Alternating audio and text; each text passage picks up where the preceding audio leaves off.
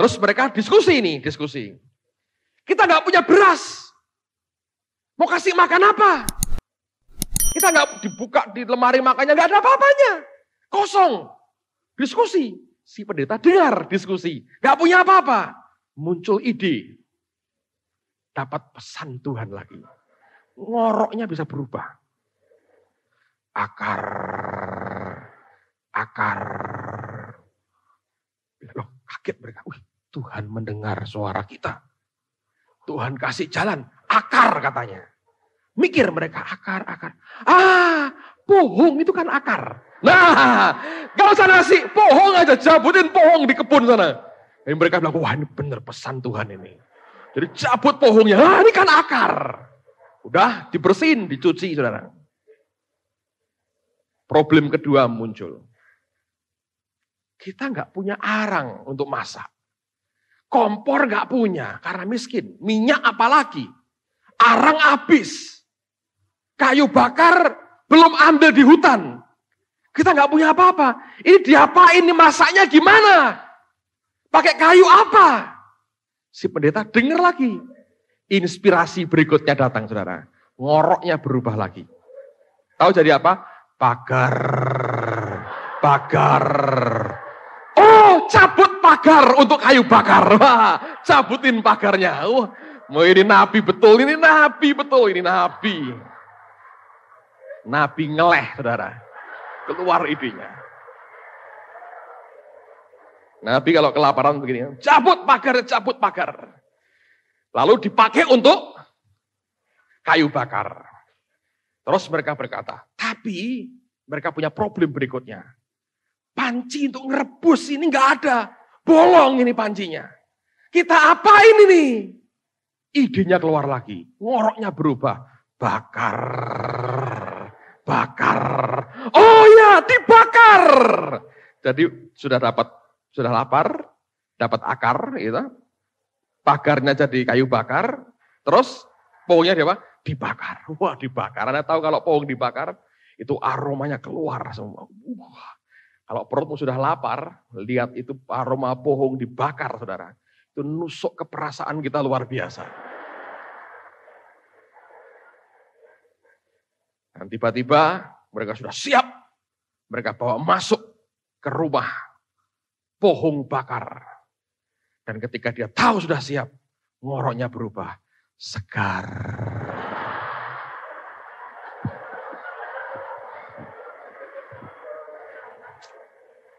Nabi tidak pernah kehilangan ide, saudara. Selalu dia tahu bagaimana cara dapat makan. Anda harus ngerti bagaimana dapat makan secara rohani dalam hidup kita. Amen. Kalau perlu ngorok-ngorokan itu nggak apa-apa, saudara. Yang penting kau akhirnya segar.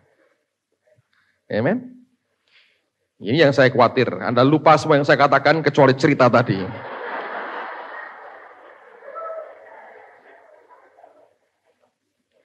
Anda harus tahu kenapa saya cerita itu supaya semua kita belajar bagaimana feeding ourselves, memberi makan diri sendiri dalam keadaan seperti apapun. Anda dan saya harus terbiasa dengan lingkungan di mana Allah menempatkan kita. Amen. Dengan begitu saudara dan saya akan bisa mengerti bagaimana cara feeding ourselves, memberi kita makan rohani diri kita sendiri. Elia alami itu. Nah, setelah lulus bagian pertama, apa yang kemudian Tuhan buat? Kita balik ke pasal 17 dari Raja-Raja tadi. Perhatikan pada ayat yang ke-7 sampai dengan ayat yang ke-9 saja. Tetapi sesudah beberapa waktu sungai itu menjadi kering sebab hujan tiada turun di negeri itu. Maka datanglah firman Tuhan kepada Elia, bersiaplah pergi ke Sarfat yang termasuk wilayah mana? Sidon. Anda garis bawahi kata Sidon. Dan diamlah di sana. Ketahuilah aku telah memerintahkan seorang janda untuk memberi engkau apa? Makan. Nah, kalau kita baca cerita ini, kita akan diajar tentang bagaimana orang yang tidak punya apa-apa berani memberi. Tapi saya mau ajak Anda lihat dari sisi yang lain. Karena setelah Chris Manusama cerita dengan saya bahwa Gerrit itu merupakan tempat tinggalnya dia ketika kecil. Saya terus bertanya nih, Sidon, kenapa Sidon? Ada hal menarik yang saya temukan, saudara sekalian. Apa yang luar biasa dari Sidon? Sebetulnya ketika Tuhan berkata, kamu ke Sidon, itu seperti petir menyambar di siang bolong buat Elia. Why? Kenapa? Sebab Sidon itu merupakan asal-usulnya Isabel. Kampung halamannya Isabel. Mau tahu buktinya? Lihat pasal 16. 1 Raja-Raja 16. Ayat 29 mulai. 1 Raja-Raja 16 ayat yang ke-29 sampai dengan ayat yang ke-31.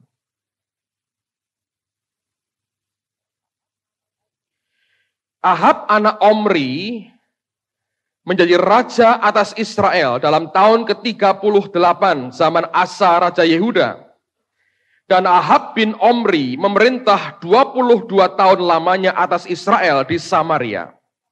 Ahab bin Omri melakukan apa yang jahat di mata Tuhan, lebih daripada semua orang yang mendahuluinya.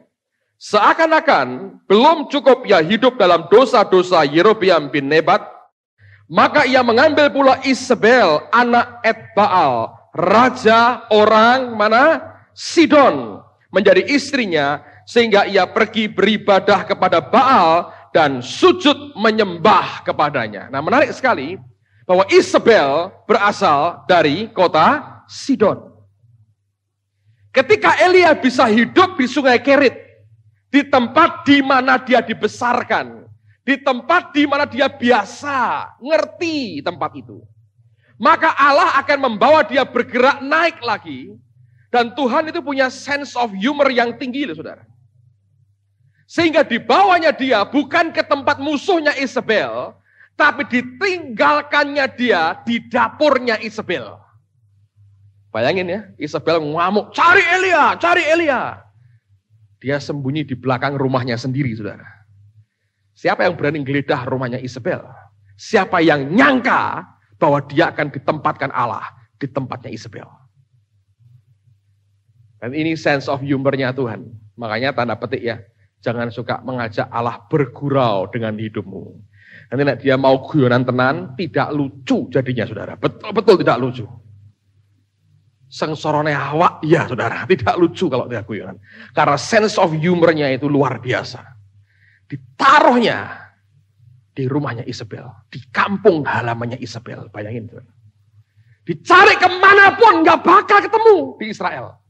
Sebab dia ditaruh Tuhan di kampung halamannya Isabel. Ini yang saya suka dari Tuhan, saudara. Allah bisa memelihara kita dimanapun kita berada. Amen. Asal kita berani konsekuen dengan keyakinan yang di dalam kehidupan kita. Setiap kebenaran dalam kehidupan kita, itu ada harga yang kita mesti bayar.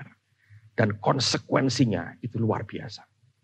Tapi kalau saudara dan saya bisa dipelihara Tuhan, kalau Anda dan saya bisa mengerti bahwa Allah itu yang memelihara kita, dimanapun gak masalah, saudara.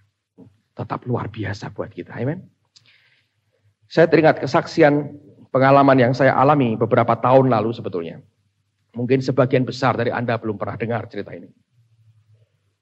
Saya diminta ke Finland pada tahun-tahun itu, mungkin 2-3 tahun lalu, oleh teman kita, hamba Tuhan, Glory Bachman dan Mats Bachman. Dan singkat cerita ya, saya terbang ke sana, dan pada waktu itu, setelah dari sana saya ke Swedia, tempatnya Pastor Uf Ekman. Kemudian baru pulang ke Indonesia. Nah, ketika sampai di Finland, saya khotbah pada hari pertama di sebuah gereja Pantai Costa di kota Helsinki. Dan itu pertama kali saya khotbah dalam bahasa Inggris. Saya nggak pernah sebelumnya. Jadi saya ngomong sama istri saya, kamu doa ya, tak sikat aja pokoknya. Diterjemahkan dalam bahasa Finland. Yang terjemahin Mats Bachman. Ada yang pernah ketemu Mats Bachman? Pernah lihat Glory Bachman, Mats Bachman, Anda masih ingat? Angkat tangan. Alright, sebagian kecil, saya sudah juga itu. Dulu kita masih kecil kelompok ini, ketika dia datang. Dan ketika sampai di sana, ada 2 orang laki-laki yang bukan anggota gereja itu datang waktu itu. Terakhir sekali mereka maju ke depan, minta saya mendoakan dia. Dan saya doakan dia jamah Tuhan, dia rebah. Dan hari itu roh Tuhan kerja luar biasa di gereja itu. Nah, pada waktu selesai semua, 2 laki-laki ini mendatangi saya. Mereka berkata begini, Pastor, bisa nggak kita makan malam sama-sama? Saya bilang boleh. Saya dibawa ke downtown kota Helsinki. Diajak makan makanan Hungaria. Restorannya dibuat kayak gua, zaman primitif. Jadi itu masakan Hungaria itu lucu. Anda pertama disajikan batu panas. Terus daging mentah ditaruh di atasnya. Lah, seberapa kanibalnya Anda nentuin sendiri. Kalau kanibal banget langsung makan daging mentahnya. Kalau masih manusia biasa dimasak dulu. Anda tunggu sampai beberapa saat jadi itu matang dagingnya. Anda olah sendiri. Sambil makan mereka cerita begini. Sebetulnya kami ini bukan dari gereja ini. Tapi ketika kami dengar ada hamba Tuhan orang Indonesia datang. Kami ini digerakkan Tuhan datang. Waktu kami datang. Dengar Anda menyampaikan firman, kami berkata begini, ini orang luar biasa kalau kita bisa masukin ke Estonia. Jadi Estonia itu bekas jajahan Soviet dulu, sekarang sudah merdeka. Dan dia berkata, kalau tidak keberatan, beberapa hari lagi kami akan ajak Anda masuk Estonia. Saya dengan sama istri saya, kami damai, saya berkata, oke, saya ada 2 hari off, nggak ada jadwal, boleh ke Estonia. Tapi saya bilang, saya nggak punya visa. Dia bilang jangan khawatir, nanti kita minta di perbatasan. Gampang, kita setiap hari masuk keluar begitu caranya. Saya pikir ya bisa, karena ada negara yang visanya itu on arrival. Begitu Anda nyampe, minta visa, masuk. Ya, tanpa minta di kedutaan mereka. Singkat cerita, 2 hari kemudian atau 3 hari kemudian saya lupa, kami naik ferry dan kemudian sampai tiba di Estonia. Dan begitu sampai di Estonia dengan mobil, teman saya 2 minta paspor kami berdua. Saya akan capin dulu, dia bawa masuk. Kira-kira 10 menit, dia keluar. Mukanya agak duka gitu. Dia bilang, big problem, big problem. Saya bilang, kenapa? Kamu berdua nggak boleh masuk Estonia. Harus minta visa Estonia di Jakarta. Saya bilang, nggak mungkin, saya berkata. Karena hanya 2 hari, dan kenapa saya mesti balik ke Jakarta, balik ke Eropa lagi. Ya, tapi ini nggak bisa. Nah, yang satu berkata, coba saya bantu ngurus. Berdua mereka masuk. Istri saya ditinggal sendirian di mobil. Sendirian berdua. Dingin, saudara. Tunggu kira-kira setengah jam. Nggak keluar-keluar. Yang keluar malah seorang perwira dengan 5 pengawal perbatasan. Dengan seragam militer. Dengan machine gun, saudara, di tangannya. Bukan pakai pistol, pakai machine gun. Jalan ke arah saya. Saya ngomong istri saya. Ditangkap kita ini kelihatannya. Tangkap nih. Tenang aja lah. Saya pura-pura nggak lihat, saya bahasa roh. Tapi saya lirik datang ke saya, saudara. Betul loh, saya tangkap kita ini. Tenang aja, nggak apa-apa lah. Terus ya ketuk pintu kaca pintu, lalu saya bukain. Dia berkata, tolong ikut saya.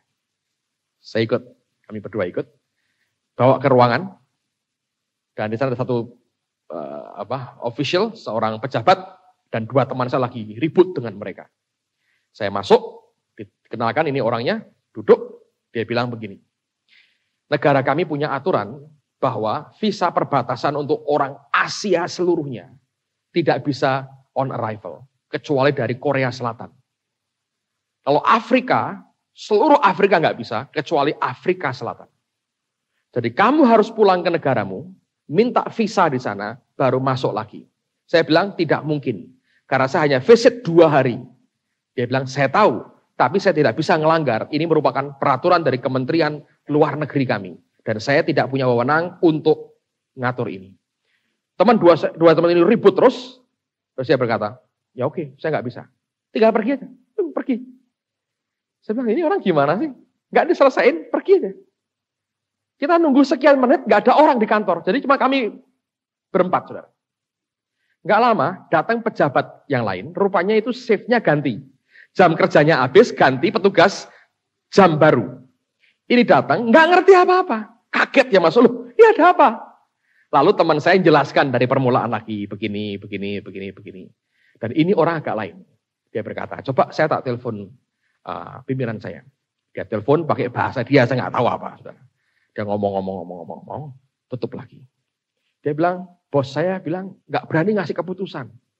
Dan saya diminta telepon ke atasannya dia langsung. Kami berkata, silahkan telepon. Oh ya, ada telepon. Ngomong, tutup lagi. Dia bilang, ini orang juga nggak berani mutusin. Dan saya diminta telepon ke yang lebih tinggi lagi. Kita bilang, silahkan telepon. Ya, telepon lagi.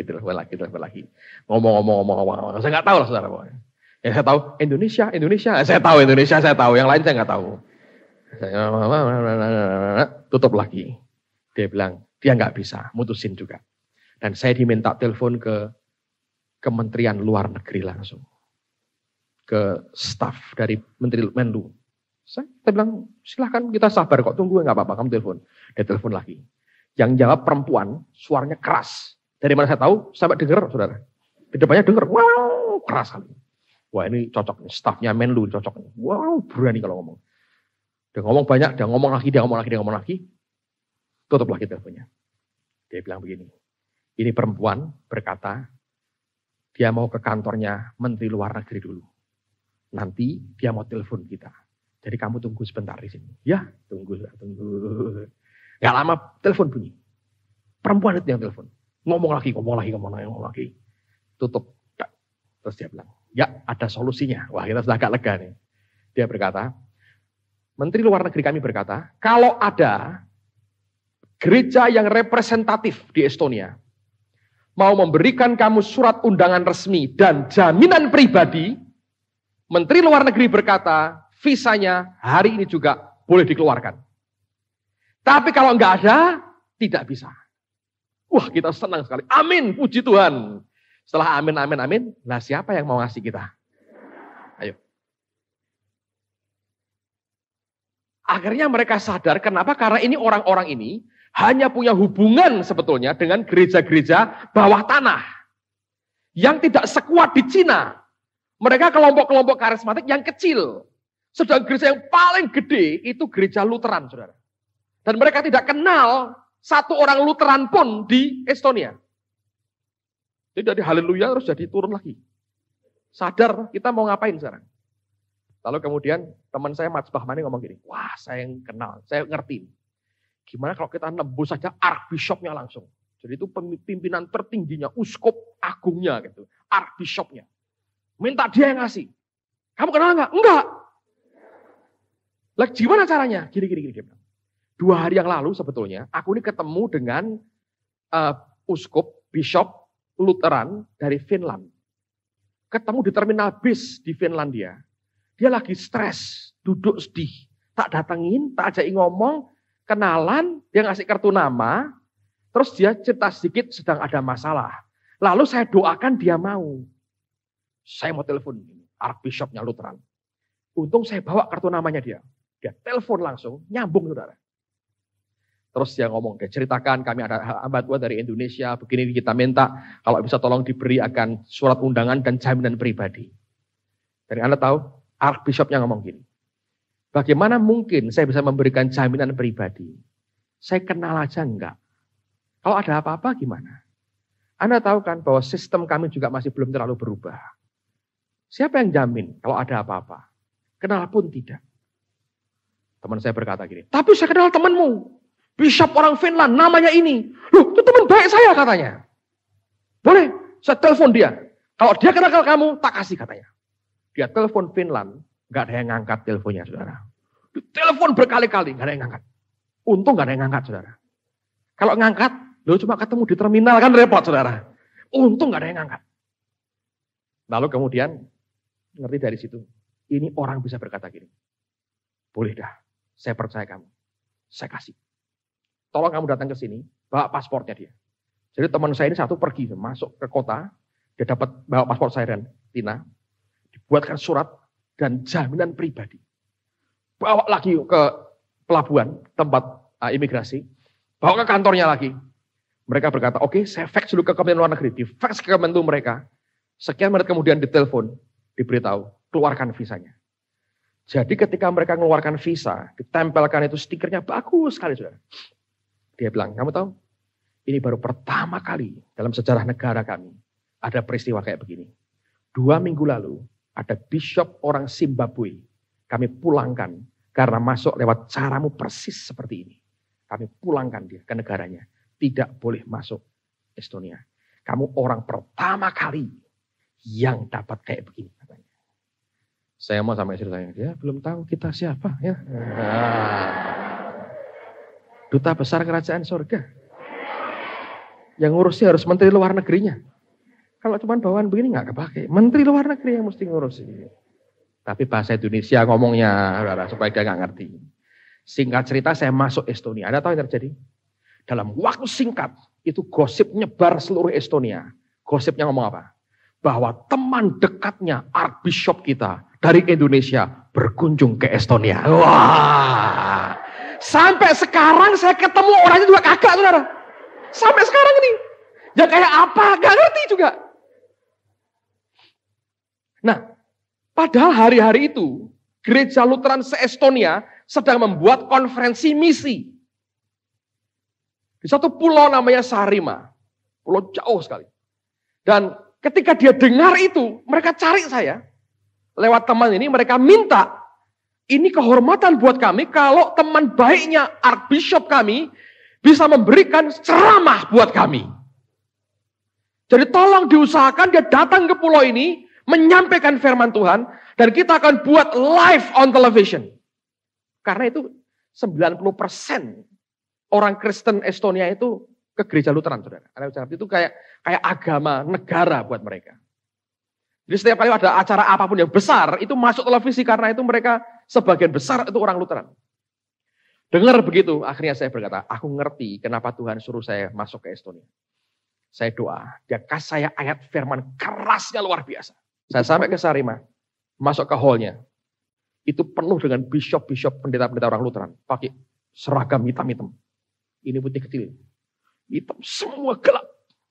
Jubahnya hitam semua. Penerjemah saya seorang perempuan. Ditaruh di barisan nomor depan. Semua nyalami saya. Wah, kehormatan buat kami. Teman dekatnya Archbishop kami berkunjung. Saya bilang, puji Tuhan. Nah, gak usah ngomong apa-apa, saudara. Kalau ngomong, oh bukan kok, malah repot ditendang keluar. Nah, saya bilang, puji Tuhan. Saya tahu dengan tujuan Allah mesti masuk ke situ. Saudara tahu apa yang terjadi? Saya ngomong sama penerjemah saya berkata, saya hanya diberi waktu karena kebiasaan mereka, khotbah itu 1/4 jam aja. 15 minutes. Itu sudah luar biasa. Biasanya 10 menit. Mereka bilang, karena kamu teman baiknya Archbishop kami, boleh khotbah 15 menit. Nah, saya ngomong sama saya, apapun yang saya katakan, jangan tambahi, jangan dikurangi, jangan diperlunak, jangan dirubah. Apapun. Dia bilang, iya. Saya sudah ngerti urapan Tuhan, turun kuat. Jadi saya maju ke depan, saya sampaikan pesan Tuhan. Saya ngomong keras sekali. Saya berkata, kalau Anda terlalu nikmat dengan posisimu di dalam gereja, sehingga engkau mengabaikan hati Tuhan, jangan heran kalau satu hari Allah ambil orang di luar sana, dan Allah permuliakan, dan Tuhan pakai luar biasa. Saya ngomong itu live di televisi. Saya bicara 15 menit. Semua diam 15 menit. Saya bicara begitu keras. Begitu saya tahu selesai, saya berkata selesai. Saya bilang sembahyang, doa, amin. Begitu saya turun, semua berdiri tepuk tangan. Setelah begitu, urapan terangkat, nyali saya ciut lagi. Zik, saudara. Begitu urapan kuat, nyali kita gede. Saudara. Bukan karena Tuhan, bukan karena kita, karena Tuhan. Begitu urapannya selesai kerja, nyalinya yang asli keluar. Ciut, zik, saya bilang, ini kalau ngamuk gimana? Mereka lagi tepuk tangan, saya bilang, saya keluar langsung.